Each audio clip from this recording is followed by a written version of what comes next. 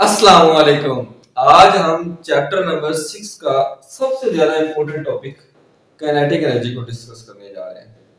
English medium में मैंने लिख दिया है, उर्दू मीडियम वाले बच्चों को लास्ट में नोट्स प्रोवाइड कर देता हूँ कि उन्होंने इस लॉन्ग क्वेश्चन को शॉर्ट क्वेश्चन को कैसे अटेम्प्ट करना है। अब यहाँ पे लास्ट टॉपिक में हमने पढ़ा था एनर्जी। एनर्जी क्या थी? किसी जिस्म के काम करने की सलाहियत को, the capacity of a body to do work, काम करने की सलाहियत को क्या कहते हैं? एनर्जी कहते हैं। अब काइनेटिक एनर्जी क्या है? किसी जिस्म में हरकत की वजह से जो एनर्जी होती है, मोशन की वजह से जो एनर्जी होती है, उसे हम क्या कहते हैं? काइनेटिक एनर्जी कहते हैं। ये बोर्ड मारकर हरकत कर रही है, हरकत कर रही है, तो इसके अंदर कौन सी एनर्जी है? इसके अंदर काइनेटिक एनर्जी है, मोशन कर रही है। ये एक पानी पानी दौड़ रहा है, पानी अगर दौड़ रहा है तो उसके अंदर कौन सी एनर्जी है? काइनेटिक एनर्जी है। हवा चल रही है, हवा चलती है, उसके अंदर कौन सी एनर्जी है? काइनेटिक एनर्जी है। सबसे पहले आपने यहाँ पे definition, the energy possessed by a body due to its motion is called kinetic energy. किसी जिस्म में हरकत की वजह से मौजूद एनर्जी क्या कहलाती है? Kinetic energy. अब इसकी एग्जांपल, चलती हुई हवा, मूविंग एयर, रनिंग वाटर, दौड़ता हुआ पानी। और इसका फार्मूला 1/2 mv का स्केल। अगर आपको शॉर्ट के लिहाज से है तो सिर्फ आपने इतना अटेम्प्ट करना है, लेकिन ये लॉन्ग के लिहाज से भी इंपॉर्टेंट है। अगर आपको लॉन्ग आए तो फिर ये सारा प्रूव भी करना है, ये फार्मूला प्रूव भी करना है। अब वो मैं समझाता हूं कि वो कैसे करना है। इस बोर्ड मार्कर को मैं यहां से यहां पर लेके आया, इसके अंदर काइनेटिक एनर्जी पैदा हुई, ठीक है। तो पीछे हमने वर्क भी तो पढ़ा है, यानी कि मैंने इसको यहां से लेकर यहां तक इसके ऊपर फोर्स लगाई, इसने कुछ ना कुछ फासला भी तय किया, यानी कि कुछ ना कुछ वर्क भी हुआ। इस बोर्ड मार्कर को मैं यहां से लेकर यहां तक लेके जाता हूँ, यानी कि मैं यहां से लेकर यहां तक इतना इसके ऊपर मैंने वर्क किया, इतना इस बोर्ड मार्कर के ऊपर मैंने वर्क किया। अब यहाँ पे लेके आओ, मैंने थोड़ा वर्क किया, ऊपर लेके गया मैं ज्यादा वर्क किया, और ऊपर ले जाऊं तो मैंने और ज्यादा वर्क किया। तो दूसरे लफ्जों में हम ये भी कह सकते हैं कि काइनेटिक एनर्जी और वर्क डन में कोई फर्क नहीं, काइनेटिक एनर्जी और वर्क डन में कोई फर्क नहीं। अब देखो, वर्क डन का फार्मूला हमने क्या पढ़ा था? वर्क डन का फार्मूला पढ़ा था हमने एफ एस। इसको दे दो इक्वेशन नंबर 1। अब मैं आपको ये फार्मूला प्रूव करके देता हूं एक एग्जांपल से। चलिए फर्ज करें कि कोई बॉडी मूव करती हुई आ रही है, हरकत करती हुई आ रही आ रही, यहां पे आके ये स्टॉप हो जाती है, ठीक है। पीछे से हरकत करती हुई आ रही थी, यहां पे आके क्या होगी? स्टॉप होगी। अब पीछे से हरकत करके आ रही है तो इसकी कुछ ना कुछ इनिशियल वेलोसिटी होगी, इनिशियल वेलोसिटी वी आई। फर्ज कर लो ये वी है, लेट करो कि इनिशियल वेलोसिटी हमें नहीं पता कितनी है, तो इनिशियल वेलोसिटी को लेट कर लो के वी। और ये हरकत करता हुआ बोर्ड मार्कर आया, यहां पे आके रुक गया। जब ये रुक गया तो इसकी फाइनल वेलोसिटी क्या होगी? vf is equal to 0। Final velocity क्या होगी? 0। अब बात करते हैं इसके एक्सेलरेशन की। एक्सेलरेशन निकालने के लिए हमने न्यूटन सेकंड लॉ पढ़ा हुआ है, F is equal to ma। अब a निकालना, m इधर मल्टीप्लाई होगा, दूसरी तरफ जाकर क्या हो जाएगा? डिवाइड। अब यहाँ पे देखिए, एक्सेलरेशन चैप्टर नंबर 3 में हमने पढ़ा था कि एक्सेलरेशन दो तरह का होता है, एक होता है पॉजिटिव एक्सेलरेशन, एक होता है नेगेटिव एक्सेलरेशन। अगर कोई जिस्म दौड़ रहा है, उसकी स्पीड बढ़ती जा रही तो उसका एक्सेलरेशन क्या होगा? पॉजिटिव।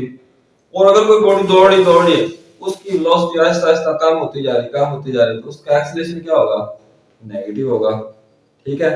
वेलोसिटी अगर बढ़ रही हो तो एक्सेलरेशन पॉजिटिव, अगर वेलोसिटी कम हो रही हो तो एक्सेलरेशन नेगेटिव। और जो हमने एग्जांपल ली उसमें बॉडी पीछे से तो बड़ी स्पीड से आ रही थी, बड़ी स्पीड से धड़ धड़ धड़, इधर आगे क्या होगी? रुक गई, यानी कि उसकी वेलोसिटी क्या हो रही थी? कम हो रही थी। इसकी वेलोसिटी क्या हो रही थी? कम हो रही थी। उसका एक्सेलरेशन क्या होगा? नेगेटिव। एक्सेलरेशन क्या होगा? नेगेटिव। ये नेगेटिव क्यों आया? ठीक है, क्योंकि एक्सेलरेशन यहाँ पे नेगेटिव है, तो यहाँ पे आपने लिख देना है because motion is opposed so acceleration is negative.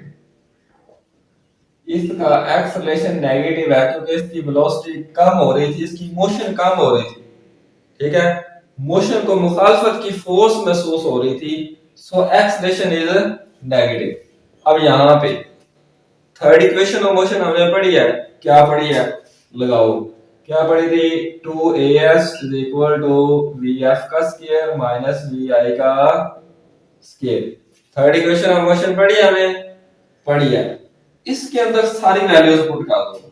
अब देखो by putting values, by putting values, लो जी, 2 a की जगह पे क्या पुट कर देंगे, माइनस एफ ओवर एम, और एस वैसे का वैसे। vf की जगह पे क्या पुट कर देंगे, vf की जगह पे 0 पुट कर देंगे, और vi की जगह पे क्या पुट कर देंगे, अकेला v। vi की जगह पे क्या पुट कर देंगे, ये इक्वेशन है, a की जगह पे a की वैल्यू पुट कर दी, और vf की जगह पे vf की वैल्यू पुट कर दी, और vi की जगह पे v की वैल्यू, vi की जगह पे vi की वैल्यू पुट कर दी। अब यहां पे देखें, ये माइनस बाहर आ जाए, माइनस 2f ओवर m एस, 0 का स्क्वायर तो 0 ही होता है, माइनस v का स्क्वायर। अब ये 0 ना भी लिखे इससे कोई फर्क नहीं पड़ता, ये माइनस से माइनस, माइनस से माइनस कैंसिल, बाकी क्या बच गया इधर, 2f ओवर m s is equal to v का स्क्वायर। अब ये m इधर डिवाइड हो रहा है, दूसरी तरफ जाके क्या हो जाएगा, दूसरी तरफ जाके हो जाएगा मल्टीप्लाई m v का स्क्वायर। ये 2 इधर मल्टीप्लाई हो रहा है, दूसरी तरफ जाके क्या हो जाएगा, दूसरी तरफ जाके हो जाएगा डिवाइड, 1/2 m v का स्क्वायर।